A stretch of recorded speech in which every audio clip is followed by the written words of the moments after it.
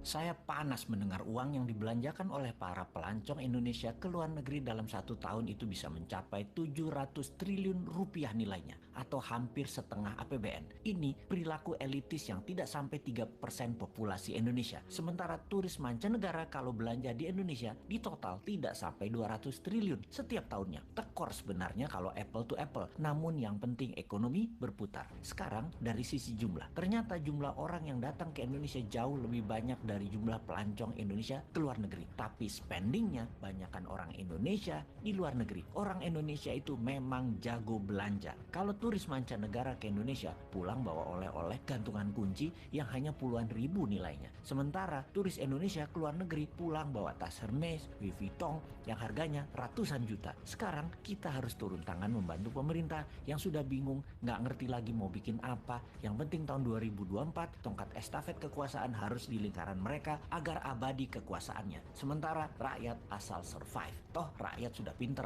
otopilot semua cari makannya. Bagaimana membantunya? Nah, ini bedanya New Mind dengan oposisi pengkritik yang bisanya oposisi itu lihat kejelekan pemerintah, tetapi nggak tahu juga solusinya apa. Kalaupun ada solusinya, hanya normatif. Kita lompat sebentar keluar topik, nanti balik lagi memutar ekonomi wisata agar tidak keluar negeri. Saat ini di media-media juga orang-orang di tempat tongkrongan membicarakan 2024 siapa presiden dan wapresnya Indonesia. Maka banyak nama digadang-gadang. Nama-nama itu modalnya gampang. Bayar aja lembaga survei untuk memasukkan nama mereka, walaupun mereka hanya satu di antara 10 orang. Pokoknya masuk aja nama mereka dulu. Lalu mulai dibangun citra mereka masing-masing. Yang hebatnya, siapapun mereka itu, tanya satu hal. Konsep bernegaranya apa ketika nanti mereka memimpin negara? Maka jawaban mereka pasti normatif, pasti umum-umum saja, seperti stop impor, stop hutang, pro UKM, dan lain sebagainya. Dan faktanya nanti ketika menjabat, semuanya tidak bisa dijalankan karena tidak tahu bagaimana caranya. Mereka semua itu hanya manuver politik dan di otaknya hanya bagaimana menjadi populer dan bagaimana menang mendapatkan kursi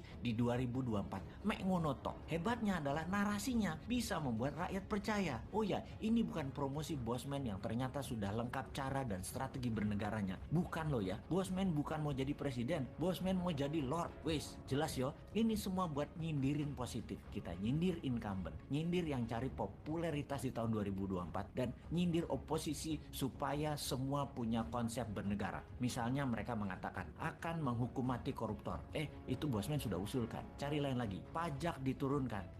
Bosman juga sudah duluan sejak 3 tahun yang lalu ngomong itu. Tutup selat di Indonesia. Wah, itu mah program Bosman. Bunga bank 0%. Itu juga Bosman yang punya program. Mati nggak lo para kandidat presiden semua? Konsepnya Bosman sudah duluan sebut beserta caranya. Mati gaya aja lo. Ya mending jadiin Bosman lord. Mulai paham nakalnya si Sontoloyo ini. Jadi cara mereka paling top ya paling masuk gorong-gorong, masuk ke podcast populer, sebanyak mungkin diliput media kegiatannya. Tapi ya garing. Viewer di sosmed mereka paling hanya ribuan. Tidak mungkin sampai puluhan bahkan ratusan atau jutaan viewer. Kalau mau jutaan ya ke Deddy Corbuzier paling. Oke, kita kembali ke topik bagaimana membuat 700 triliun itu ada di Indonesia aja. Sebagai acuan, cerita Dior dan Vuitton, jadi wisata itu kekuatannya bukan ekowisatanya alias lokasinya yang kuat, tetapi harus ada kekuatan penunjang seperti kuliner, event atau peristiwa, tradisi, budaya, keramahan sarana toilet, kesehatan, dan pelayanan yang prima. Tentunya produk kelas dunia berharga mahal karena langka dan unik. Sungguh, event, tradisi, budaya, dan experience pengalaman adalah yang paling powerful membuat turis kembali. Bagaimana kalau kita buat semuanya? Kita buat event, tradisi, budaya, kuliner, produk UMKM, kelas dunia di seluruh Indonesia, plus gamifikasi yang berhadiah miliaran. Traveling di Indonesia, misalnya ke Jogja, ke Toba, modalnya per orang katakanlah 3 hari 1 juta rupiah. Ternyata bisa mendapat hadiah ratusan juta. Kalaupun nggak menang, nggak dapat hadiah gamifikasi, tetap dapat menikmati pengalaman pesona Indonesia. Untuk hal ini, kita luncurkan segera produknya. Tenang, New Mind selalu ada solusinya.